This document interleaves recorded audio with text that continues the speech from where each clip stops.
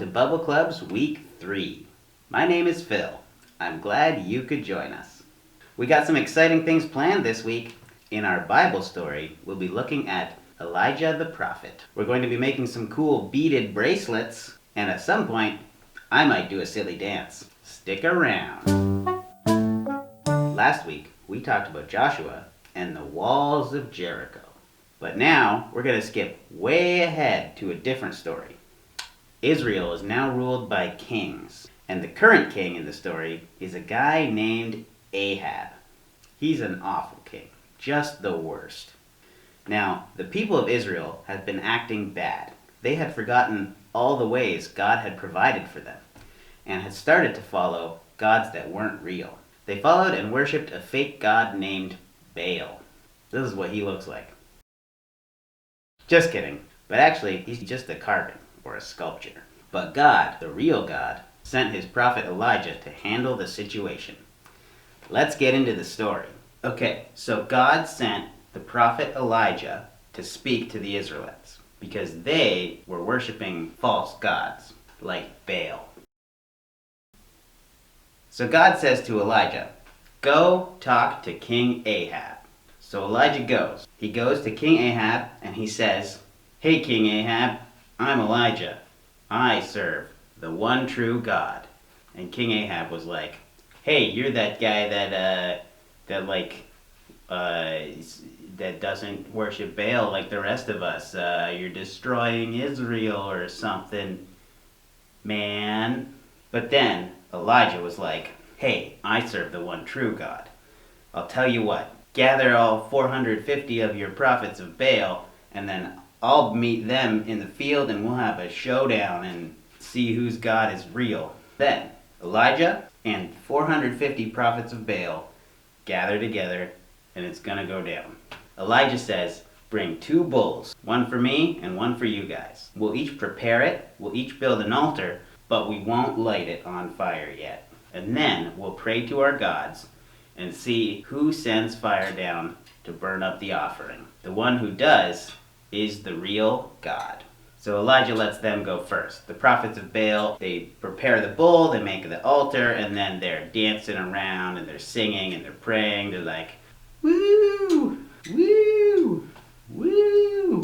Baal, they do this all day, basically. And guess what happens? Nothing. Nothing happens at all. Because, remember, Baal's not even real. Then it's Elijah's turn. He builds an altar, he puts the bull on it, and he digs a trench all the way around it. Then he gets a whole bunch of water and he dumps it over the altar. He dumps this water over the altar, it's soaking wet. There's no way you could light it on fire even if you had a lighter, which they didn't have. They didn't exist then. And then Elijah prays to God and he says, "Lord, today let it be known you are God and I am your servant. Answer me so that the people will know you, the Lord, are God."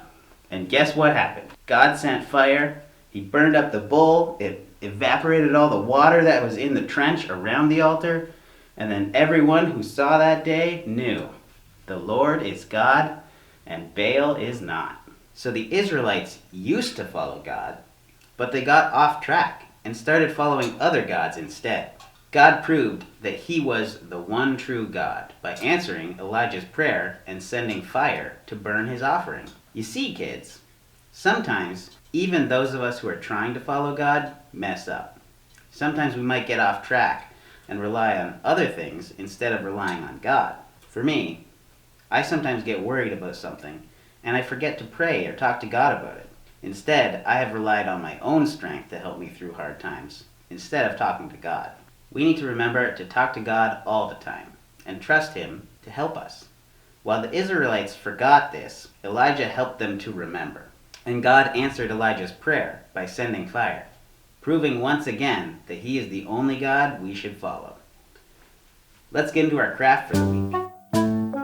For our craft today, we're going to be making some bracelets. Here's what you'll need: beads, some gimp string, and scissors. If you're part of our bubble clubs, then you should be getting some of these supplies in your weekly kit. There will be several options so you can choose how you want to make your bracelet. You'll want to have a piece of your string or gimp that's big enough to go around your wrist. To start, tie a knot in one end. To tie a knot, you make a loop, cross it like that, and then take the end and wrap it around and put it through the loop. And then you pull. And then you have a knot. Next, choose the colors that you want to use. I'm going to use blue and yellow. Take the end that doesn't have the knot in it, and you take a bead and you thread it through. And then it'll go all the way down and it'll stop where your knot is. I've put 7 beads in my design, but what I'm going to do next is tie another knot. You do it the same way that you did before, but this time I'm going to pull the knot close towards the beads so that they stay in place. Now I'm going to do the same design on the other side of the knot. Now I've done the design again, I'm going to tie another knot. Now I have it twice. I'm going to do it one more time. I tie one more knot at the end here. There we go, I have my design. Now I want to wrap it around my wrist. You may need to get a sibling or a parent to help you with this because it's hard to tie a knot on your own wrist. Once you've tied it, you can get a parent to help you trim off excess thread. Then I got a cool bracelet. Thanks for joining us this week, everyone. In the description below is information on how you can join one of our bubble clubs. I'll see the rest of you at our Zoom call on Wednesday. Have a great week, everyone.